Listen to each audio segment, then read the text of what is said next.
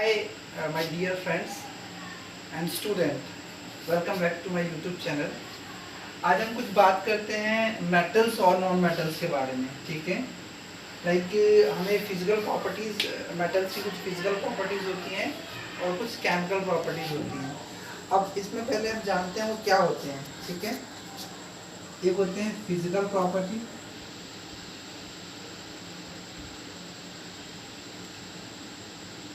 बहुत बेसिक्स बात कर रहा हूँ, और एक होता है chemical property.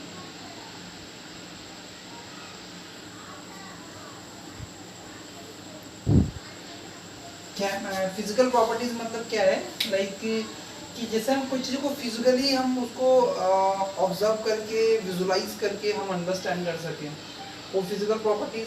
And chemical properties यानी कुछ केमिकली के थ्रू, है ना, कुछ रिएक्शंस के थ्रू या कुछ हमारे पास फिनोमिना होगा उसके थ्रू अगर हम उसको जानेंगे कि कोई भी सब्सटेंस, जैसे मेरे हाथ में ये है ना, कि मेटल है या नॉन मेटल है, तो उसके बारे में हम ब्रीफ करेंगे। तो आइए हम जानते हैं सबसे पहले फिजिकल प्रॉपर्टीज में। सो फिजिकल प्रॉपर्टीज में बहुत सारी प्रॉपर्टीज हैं, लाइक रिंगिंग साउंड प्रोड्यूस करते हैं, रिंगिंग साउंड, मेटल्स, है ना, जो मेटल्स होते हैं यहाँ के।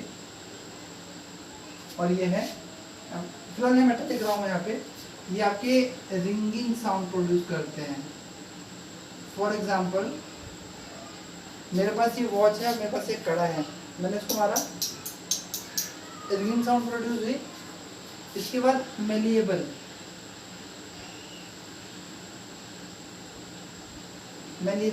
मेलिएबल मतलब क्या है कि इसको, जैसे कि कोई भी हमारे पास ये वॉच है, किसी शीट से बनी है, किसी आयरन शीट से बनी है, तो इसको हम किसी थिन शीट में कन्वर्ट कर सकते हैं, जिसको मेटल्स को।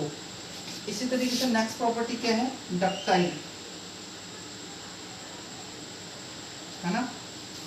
डक्टाइल मतलब क्या है कि जैसे कि आपने घर में वायर देखते हैं, है ना, copper wire, aluminium wire, silver wire, तो मेटल की प्रॉपर्टी होती है कि उसको हम किसको वायर में कन्वर्ट कर सकते हैं, थिन वायर में कन्वर्ट। इसको हमने क्या बोला है, डक्टिलिटी, इसको हम डक्टाइल मटेरियल बोलते हैं।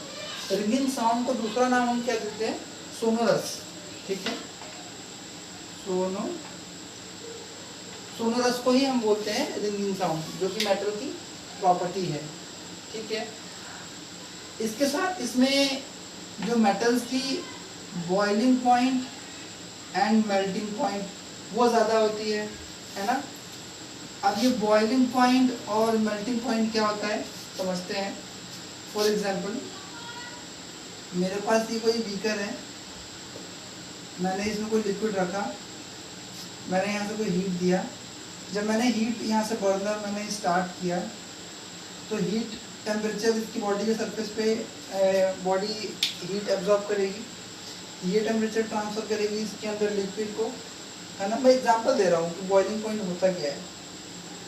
सिमिलरली जब इसके टेम्परेचर, इस बर्तन का टेम्परेचर बढ़ जाएगा, इस वेसल का टेम्परेचर इंक्रीज हो जाएगा, तो इसके लिक्विड के टेम्परेचर भी क्या हो जाएगा my dear student, guys, increase हो जाएगा।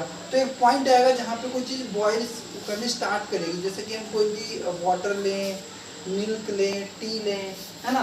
तो similarly boiling point of metal क्या है कि एक ऐसा टेम्परेचर होगा जहाँ पे मेटल क्या होगा, बॉयल करना स्टार्ट कर देगा, है ना। माय डियर स्टूडेंट, क्या कर देगा, बॉयल करना स्टार्ट कर देगा। तो मतलब मिनिमम से मिनिमम कितनी टेम्परेचर रिक्वायर्ड होगी, या मिनिमम कितनी टेम्परेचर, ऐसे कौन से टेम्परेचर है जिस पॉइंट पे कोई भी मेटल क्या करने लगेगा, बॉयल करना स्टार्ट कर देगा, उसको हमने बोला boiling point. Similarly melting point क्या है ना। अब मेल्टिंग पॉइंट क्या होगा कि एक ऐसी कट ऑफ मतलब कि टेम्परेचर आ जाएगा या उसकी इंक्रीज हो जाएगी, जहाँ पे फॉर एग्जांपल मैंने इसके अंदर मेटल के कुछ आयरन पीस लिए हैं, है ना, और उसको हीट किया जा रहा हूँ, पहले इसने बॉयल करना स्टार्ट किया, समझना, है ना।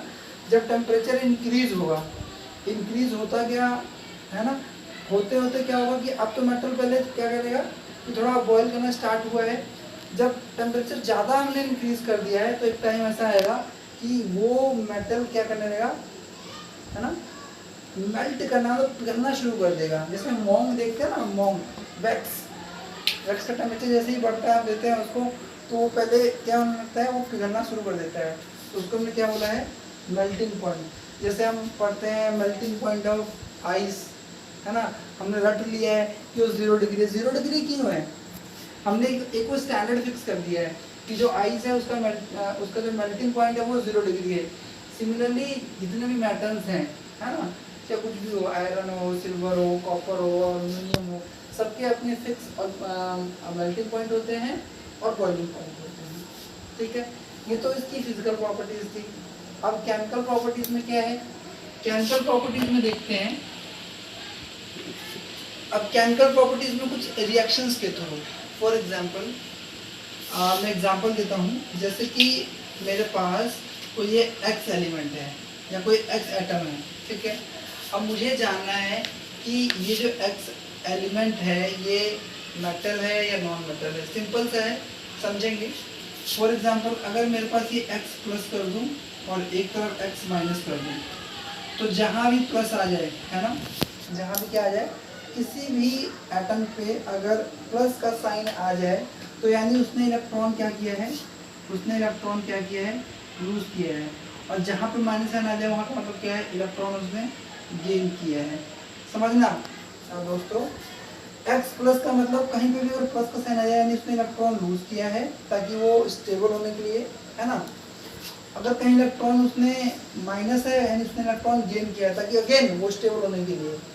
तो जहाँ पे भी आपको प्लस साइन दिख जाए, आँख बंद करके आपको लिख देना है क्या है, वो चीज मेटल है। और अगर माइनस दिख जाए तो क्या, आँख बंद करके लिख दो नॉन मेटल है। ठीक है। सिमिलरली अगर वो प्लस है तो उसको हम क्या बोल सकते हैं, इसको हम नेक्स्ट कटायन भी बोल सकते हैं अगर उसके ऊपर प्लस साइन है। सिमिलरली अगर माइनस साइन है तो उसको हम अनायन भी बोल सकते हैं। समझ में आ रहा है दोस्तों? सिमिलरली अगर वो कटायन है, प्लस का साइन है, मेटल है, इलेक्ट्रॉन लूज कर रहा है, तो हम उसको इलेक्ट्रो पॉजिटिव भी बोल सकते हैं। क्या बोल सकते हैं? Electro positive. इलेक्ट्रो पॉजिटिव क्यों? क्योंकि इलेक्ट्रॉन जो उसके ऊपर साइन है क्या है, वो पॉजिटिव है। और सिमिलरली इसको क्या बोल देंगे हम, इलेक्ट्रो नेगेटिव। समझ में आ गया?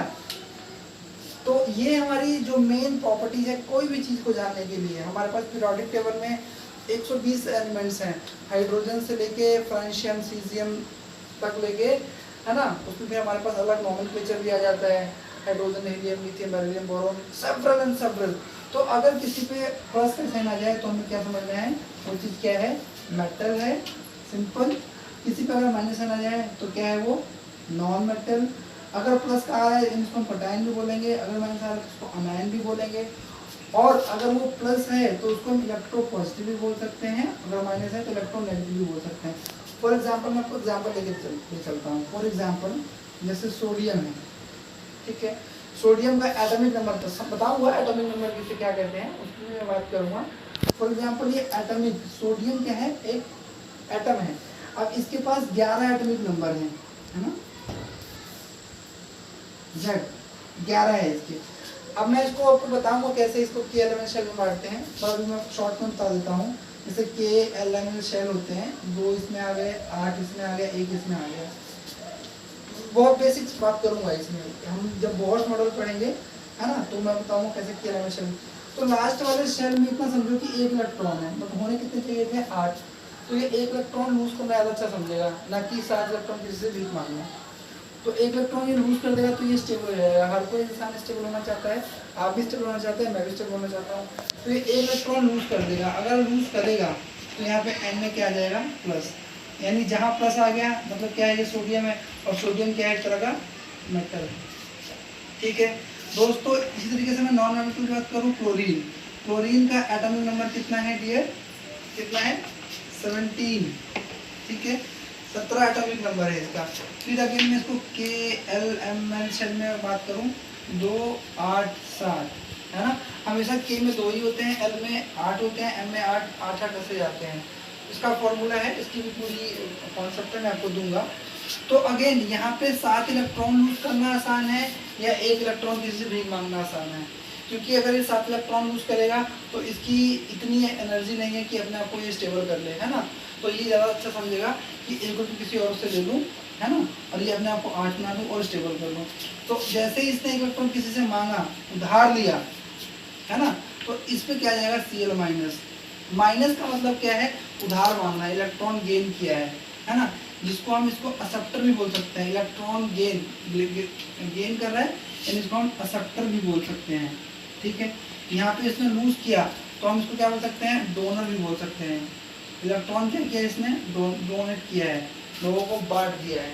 ठीक है, तो ये सिंपल चीज़ें थी, है ना, मेटल और नॉन मेटल के बारे में जानने में। तो होप सो आपको ये समझ में आया होगा।